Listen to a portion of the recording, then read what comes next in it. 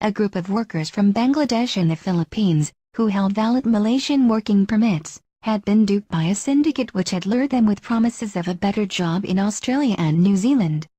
Most of the foreign workers had paid about 5,000 ringgit each to the syndicate.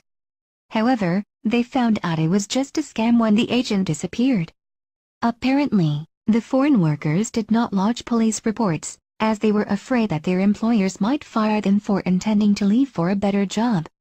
A 36-year-old worker from Bangladesh told the Daily that he and another 4 workers had paid 4,600 ringgit each for the agent to get them air tickets and apply for working permits. We saw many Malaysians who had also applied to work overseas through the agent, so we thought everything was alright, he said, adding that he earned 1,200 ringgit a month working in Kuala Lumpur. Young Malaysian lawyers demanding higher salaries, better work-life balance have been warned. There are no shortcuts to higher compensation, just hard work to meet international standards. A recent Bar Council survey found nearly all young Malaysian lawyers do not meet the standard international quality benchmarks set by their employers.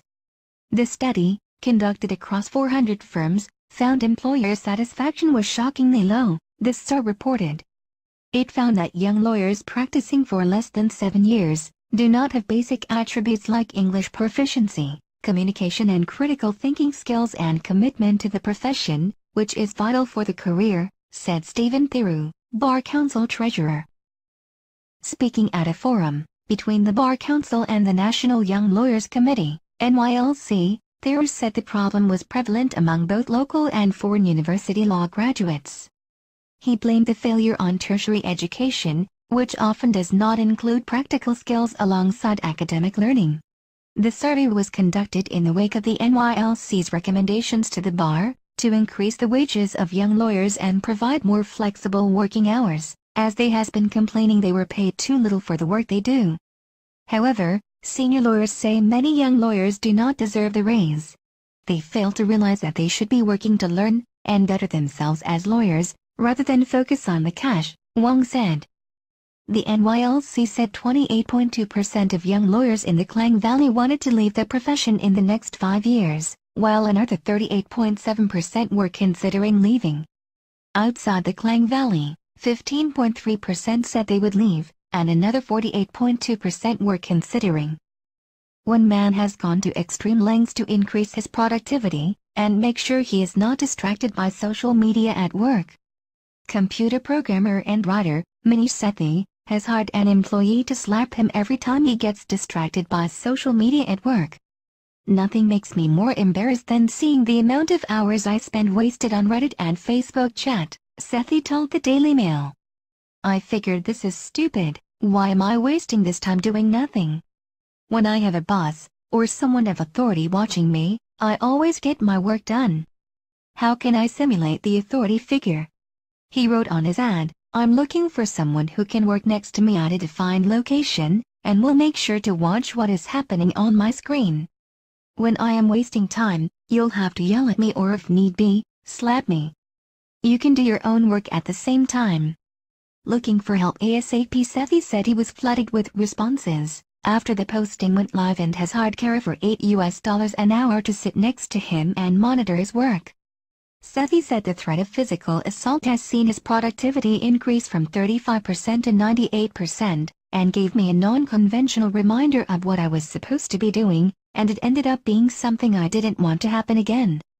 A total of 4.78 million ringgit has been overpaid by Social Security Organization, SOCSO, to 3,532 contributors who made claims from its 5 benefits between 2009 and 2011.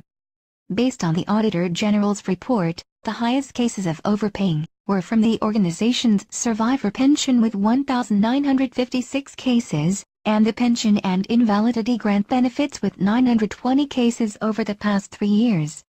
Under the Employees Social Security Act 1969, contributors or their heirs are eligible to claim for accidents and unexpected events, the full conditions set under the Act. The overpayment was due to the errors in approving and paying the claims and late information of the beneficiary's change in status, such as death or widowers who remarried before May 2005.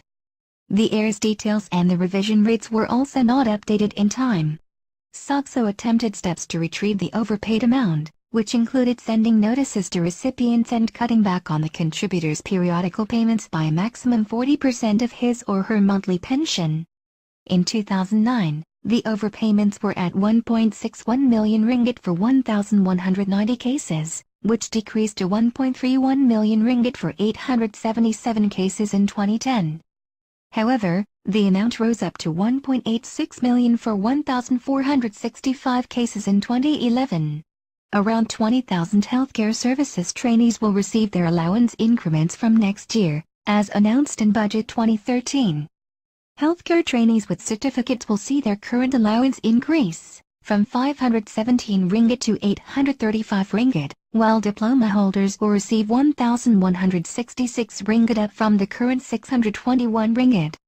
The government has allocated 84 million ringgit for the extra allowances. Health Minister, Datuk Seri Liating Lai, said there are currently almost 60,000 nurses, and the government has created 12,000 available vacancies for next year.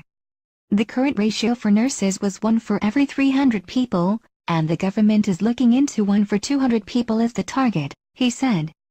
Hospitals and health clinics have started to employ nurses from private colleges, which has seen 1,681 nurses recruited this year. They will continue recruiting the same number up to 2015.